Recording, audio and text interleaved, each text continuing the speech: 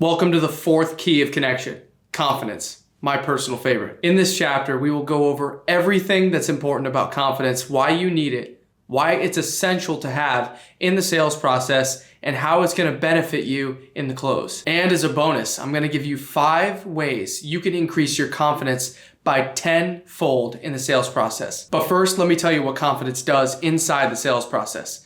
When you are confident in what you're selling, your buyer is confident in what they're buying. You gain credibility, trust, you gain loyalty, you gain confidence in the buyer and in yourself when you present with confidence. When I'm referring to confidence, I'm talking about the conversion of the sale here. It can be the one difference between your customer buying and the customer leaving. I'm telling you, it is huge. Having confidence in your product makes all the difference in the world. Here's why. You can overcome objections. You can overcome price objections. You can overcome stall objections. No, you shouldn't wait today. You should do it today. Let's go. We got to do this. We got to do this now. This is the right time. The time is now. Once you're confident in yourself and your skill and what you're presenting, your customer will be confident. Once you have the confidence, you can overcome objections. All you need to do is know what to say. I can teach somebody what to say, but they can't present it if they don't have the confidence in themselves to present it. You need the confidence to take the skill and yourself, combine the two, and then present it in the real world. The person who has confidence can take the skill and implement it and execute it in the real world, but one that knows the skill and one that doesn't have the confidence to display it is nothing. It's the biggest difference in the world. You see, I'm getting really passionate about this right now.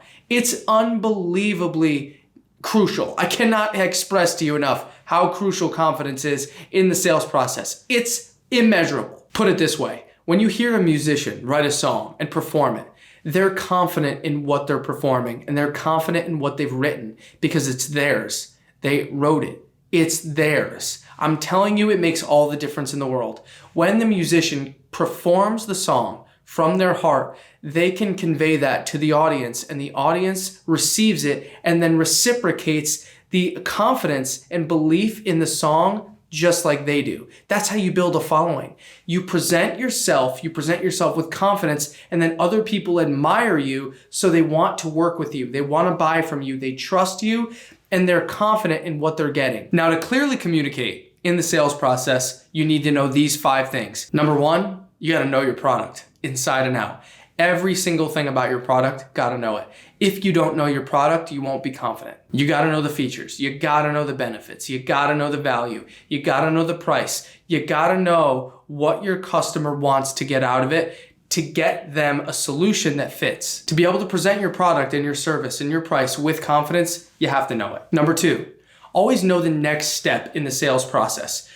Be the man or be the woman with the plan. Never ever go into a sales process, never go into a meeting, never go into a presentation, never knock on a door or make a call without a plan of what your next step is, what the goal of the conversation is. Always have a plan for what the next step is. When you know what the next step is, you know what you're gonna say and you know where your next point is. Look, the plane doesn't take off until it has a destination. It identifies the destination and then builds the route to get there. Number 3. This is a biggie. Believe in your price and believe in your product and use it daily. You have to believe in your price and your product, because if you don't, why would the customer believe in your price? Why would they believe in your product? Why would they believe it's going to work? Why would they believe that they should invest money in it? Why would they believe that they're going to use it if you don't even use it yourself? You have to keep the value in it, and the value comes from usage of yourself. You presenting a product that doesn't even work for you isn't going to work for the customer. I'll give you a perfect example of this. When the restaurant owner comes out, right, and they don't even eat at their own restaurant, what does that say? What does it say about the restaurant owner? It means they don't even like their own food. If they don't like the food, why would anybody else? You have to love your food. You have to love your product. You have to love your service, and you have to love the price. The waiter comes over to you and says, man, burger's pretty good. Or, oh my God, that's the best thing on the menu. You have to get it. I had it the other night. It was unbelievable. You're going to buy the one that is believable, the one that's confident. You're going to trust the person that's authentic, believable, and that believes in the product because they've used it. Number 4, know you can solve a problem. Know you can bring a customer a solution in the end and bring them into a better place than they are right now. Look, if you don't believe that your product or service can solve somebody's problem, whatever industry you're in, get out of it. You're never going to make a sale if you don't believe in the product and if you don't use it daily.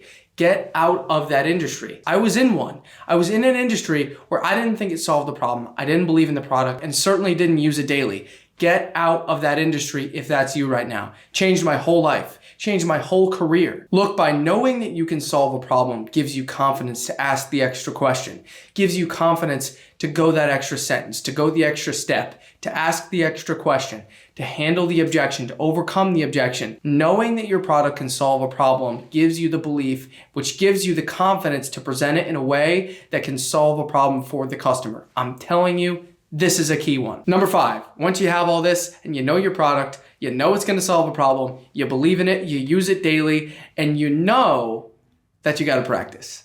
You know that you got to practice on a daily basis, right? You got to practice your cold call. You got to practice your pitch. You got to practice your locating questions. You got to practice your investigation questions. You got to practice your close, and you got to practice asking for the money. That's a big one for some people, but the practice is key.